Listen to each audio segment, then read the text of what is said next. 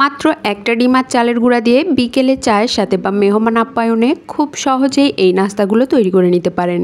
আসসালামু আলাইকুম everyone, welcome back to my channel.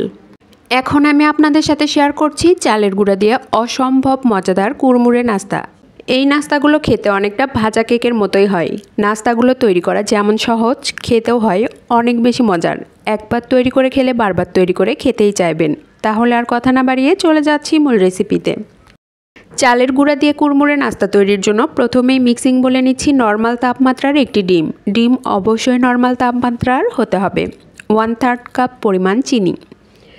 আপনারা আপনাদের টেস্ট বুঝে চিনির পরিমাণ কমিয়ে বা বাড়িয়ে নিতে পারেন। সামান্য লবণ, যারা মিষ্টি খাবারে লবণ পছন্দ করেন না তারা স্কিপ করতে পারেন।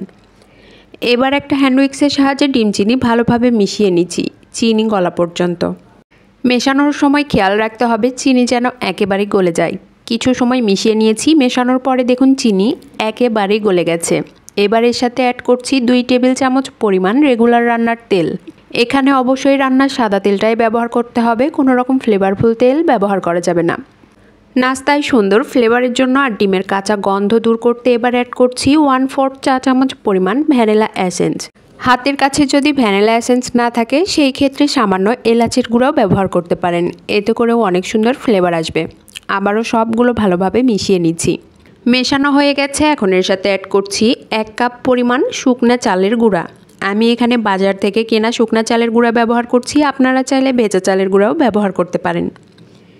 এবার অ্যাড করছি 1/4 কাপ পরিমাণ আটা। আটার পরিবর্তে ময়দাও ব্যবহার করতে পারেন। 1 টেবিল চামচ পরিমাণ গুঁড়া দুধ। গুঁড়া দুধ একেবারেই অপশনাল, হাতের কাছে থাকলে দিবেন, না থাকলে স্কিপ করতে পারেন। তবে গুঁড়া দুধ অ্যাড করলে নাস্তার স্বাদ অনেক গুণ বেড়ে যায়। 1/4 চা চামচ পরিমাণ baking powder. Baking powder add করার পর সবগুলো ভালোভাবে নেড়েচেড়ে মিশিয়ে নিচ্ছি। মেশানোর এই পর্যায়ে ডো অনেকটাই নরম মনে হতে পারে, আবার অনেকটা ড্রাইও মনে হতে পারে, এতে ভয় পাওয়ার কোনো কারণ নেই। আমি একেবারেই বড় সাইজের একটা ডিম নিয়েছিলাম, এই জন্য এর সাথে কোনো রকম পানি বা তরল দুধ ব্যবহার করতে হয়নি। আপনাদের ডো যদি অনেকটাই নরম হয়ে যায় সেই ক্ষেত্রে আরও কিছুটা আটা বা চালের গুঁড়া অ্যাড করতে পারেন। আর যদি ডো অনেক বেশি ড্রাই হয়ে যায় সেই ক্ষেত্রে সামান্য তরল দুধ অ্যাড করে ভালোভাবে মিশিয়ে সফট ডো তৈরি করে নিতে পারেন। সবগুলো ভালোভাবে মিশিয়ে নিচ্ছি। মেশানোর এই কাজটি আমি হাত দিয়েই করছি। সব কিছু ভালোভাবে মিশিয়ে নিয়েছি। মেশানোর পরে ডো কতটা সফট হয়েছে সেটা দেখে নিশ্চয়ই বুঝতে পাচ্ছেন। দেখুন ডো ঠিক কতটা সফট হয়েছে।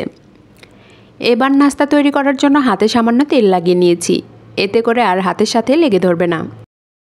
এখন অল্প অল্প করে ডো হাতে নিয়ে প্রথমে চেপে চেপে এরপর 2 হাতের তালুতে ঘুরিয়ে ঘুরিয়ে গোল বলের মতো তৈরি করে নিচ্ছি। এরপর সামান্য চাপ দিয়ে চ্যাপ্টা করে নিচ্ছি। আমি কিভাবে কাজটি করছি একটু খেয়াল করলে বুঝতে পারবেন।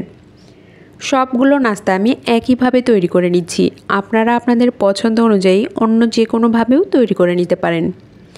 এবার ওপরে দেখা সৌন্দর্যের জন্য একটা ছুরির সাহায্যে এইভাবে দাগ কেটে নিচ্ছি, এতে করে নাস্তাগুলো দেখতেও অনেক বেশি সুন্দর হবে।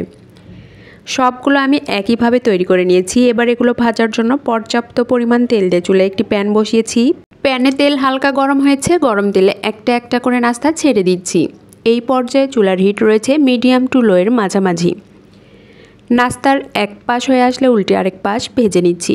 বারবার নেড়েচেড়ে উল্টে পাল্টে নাস্তাগুলো ভাজতে হবে সুন্দর কালার আসা পর্যন্ত। চুলার হিট কোনোভাবেই বাড়িয়ে দেওয়া যাবে না, তাহলে নাস্তার উপরে দ্রুত কালার চলে আসবে, পুড়ে যাবে। বারবার নেড়েচেড়ে উল্টে পাল্টে ভাজতে ভাজতে দেখুন নাস্তার উপরে অনেক সুন্দর কালার চলে আসছে। নাস্তাগুলো ভাজা হয়ে গেছে। এবার একটা স্ট্রেনারের সাহায্যে সবগুলো নাস্তা তুলে নিচ্ছি। এই নাস্তাগুলো একবার তৈরি করে অনেক দিন পর্যন্ত সংরক্ষণ করেও খাওয়া যায়। মাত্র 10 মিনিটে এর থেকে সহজ রেসিপি আর কোনোটা হতেই পারে না। এবার নাস্তাগুলো সার্ভ করে দেখিয়ে দিচ্ছি কতটা মজার হয়েছে। একটা নাস্তা আমি ভেঙে দেখিয়ে দিচ্ছি কতটা মজার। আশা করি আমার রেসিপি আপনাদের সকলেরই অনেক ভালো লেগেছে। এতক্ষণ আমার সাথে থাকার জন্য সবাইকে অনেক অনেক ধন্যবাদ। আসসালামু আলাইকুম, আল্লাহ হাফেজ।